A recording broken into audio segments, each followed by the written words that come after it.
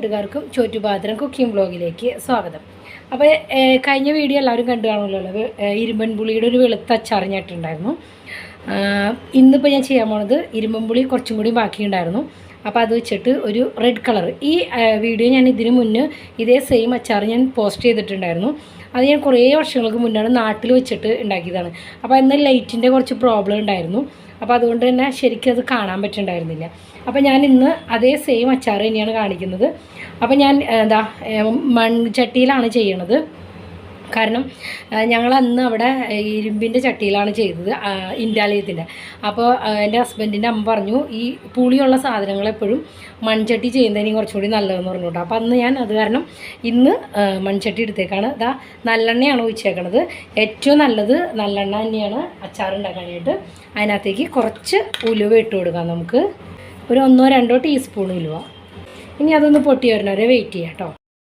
അപ്പോൾ നമ്മുടെ കടുകൊക്കെ പൊട്ടി കഴിഞ്ഞ് കഴിയുമ്പോഴത്തേനും അതിനകത്തേക്ക് കുറച്ച് വെളുത്തുള്ളി, ഞാൻ ഏകദേശം ഒരു 3 ചുള വെളുത്തുള്ളി വലുത് നോക്കിയിട്ട് എടുത്തിട്ടുണ്ട്.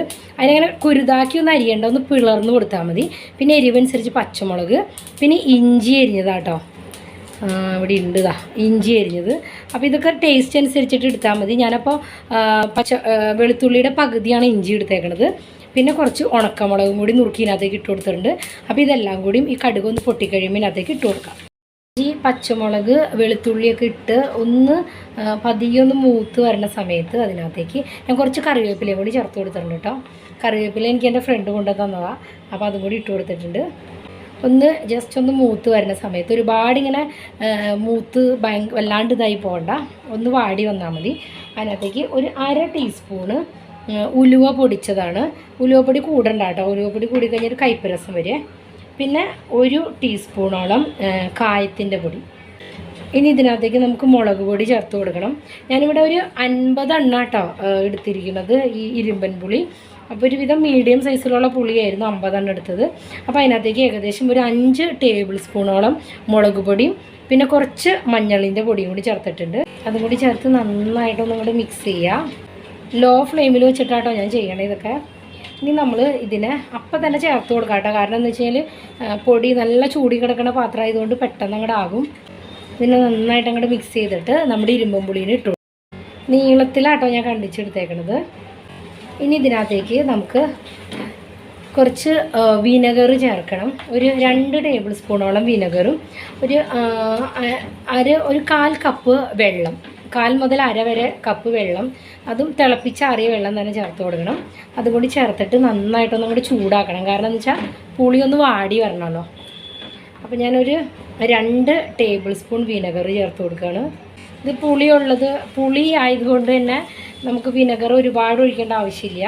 ഇനി ഇതിനകത്തേക്ക് ഒരു 1/2 കപ്പ് വെള്ളം ഞാൻ ചേർത്ത് കൊടുക്കാൻ പോകണം. അപ്പോൾ ഇത് 1/2 കപ്പ് വെള്ളം ചേർത്തിട്ടുണ്ട്.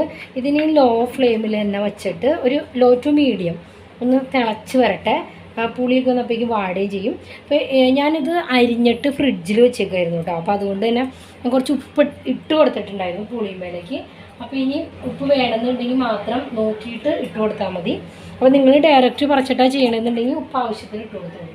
പിന്നെ ഇതിൻ്റെ പുളിയൊക്കെ ഒന്ന് ബാലൻസ് ചെയ്യാൻ വേണ്ടിയിട്ട് കുറച്ച് ശർക്കര പൊടിയും കൂടി ചേർത്ത് കൊടുക്കണം കേട്ടോ. ഒരു 1-1.5 ടേബിൾ സ്പൂൺ ശർക്കര പൊടി ചേർത്ത് കൊടുക്കാം.